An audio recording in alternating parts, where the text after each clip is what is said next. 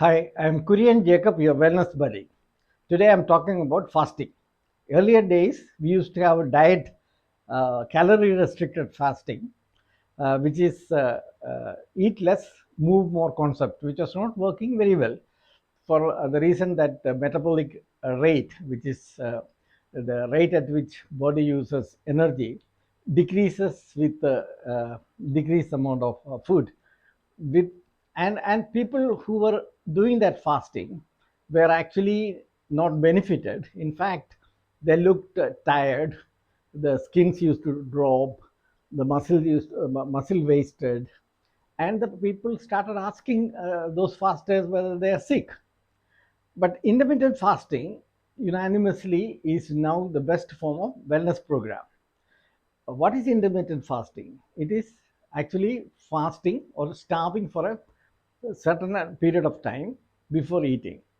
The minimum stipulated is 12 hours, the time taken for body to use up the energy from food, which is in the form of glycogen and glucose.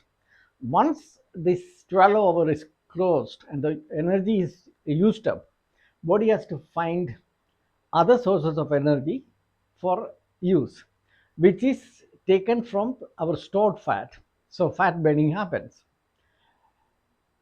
When we fast more, the fast burning is accelerated, and then we can see that there are other changes also happening. These are very well explained in the books by experts, video presentations, talks, and research papers. The most popular intermittent type of intermittent fasting is 16 by 8, where we don't eat anything for 16 hours and eat sensibly during the 8 hours. This is good enough for certain benefits. But if we do serious fasting, the benefits will multiply. Um, the experts have given us an indication what these benefits are. Some of which we have seen with the normal fasting also, like weight reduction, waistline coming down, mental clarity improving, and all that. But if you do serious fasting, that is more than 18 hours, um, new things happen. One of that is autophagy. Autophagy is a Nobel Prize winning concept, which is actually a Greek word for self eating. Autophagy happens when the body, searching for energy, finds damaged and dead cells, goes and repairs it, package it, and use for energy, leaving only the good cell behind. Another benefit is growth hormone. Growth hormone production multiplies with elongated fasting. Then we have ketosis. Ketones produced from fat energy in the liver is a good source of energy. Then we have stem cell production. In fact, one expert has said 36 is the magic number. When we fast beyond 36 hours, the bone marrow produces stem cells. Stem cells, as we know, it is priceless. It is very difficult and most expensive to have external injection of stem cells for cure and regeneration into the body. But here in fasting, for prolonged fasting, stem cells are produced free of cost. Uh, these benefits, many of them are measurable. For example, weight loss we can measure, we can see in the weighing scale. The size reduction, waistline reduction can be measured. Mental clarity can be felt. Autophagy, of course, we don't know, but we can measure it. If you look, when you look at the bathroom mirror, if you feel that you're looking much younger than before, that means autophagy has happened.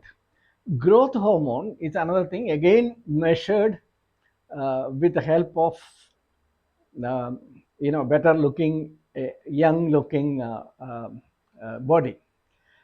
Then there are things like ketosis, which can be measured. For example, um, I purchased this from Amazon. It's a urine testing strip. which apparently can measure ketones. Apparently, ketone production starts from 18 hours. When I was doing the 20-hour fasting, on the 19th hour, I used to do Surya Namaskar, some exercise, and I could smell ketones. Ketones has a fruity smell.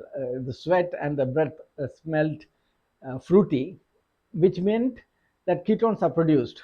But the strip, the color did not change at all, showing no measurable ketone levels. However, recently I did a 36-hour fasting and remembered to test uh, the ketone on the 36th hour, and I found uh, the color changed to nothing, to normal, to media. Mine was somewhere between small normal to medium, which is about 20 mg by dl, which is good. uh, then the benefits, when we measure the benefit, we also have to think about other benefits, like reversal of type 2 diabetes, um, prevention or cure of serious illnesses like Alzheimer's, cancer, heart problems, etc. All this can be felt or measured, and but there are certain things we have to be careful about, especially with things like type 2 diabetes, where there is an underlying health situation.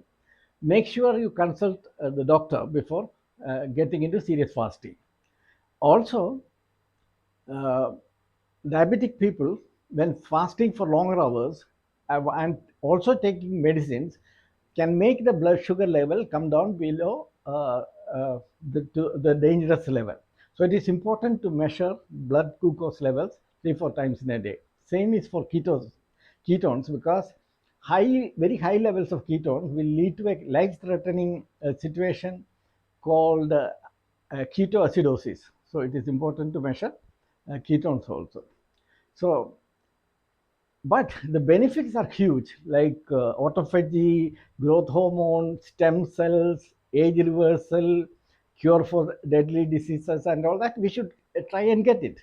One expert has suggested a typical a serious fasting schedule like this: fast with one meal a day for most of the days in the week, do a 36 to 42 hours fasting once a week, a 3 days fasting once in a month, and a 7 days fasting once in 6 months.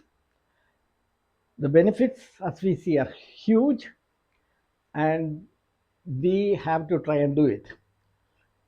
The experts always say that everyone is different. Every fasting for each and every person is unique. So we need a support system. And let me talk about the growth hormone some more, because it is estimated that after a 3 day fasting, growth hormone multiplies 2000 times for men and 1300 times for women uh, while doing the fasting. For a 3 day fast can multiply production of growth hormone to that level. That is very attractive.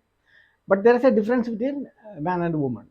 But perhaps that is the only difference in fasting that we can find. But 1300 times is still very good.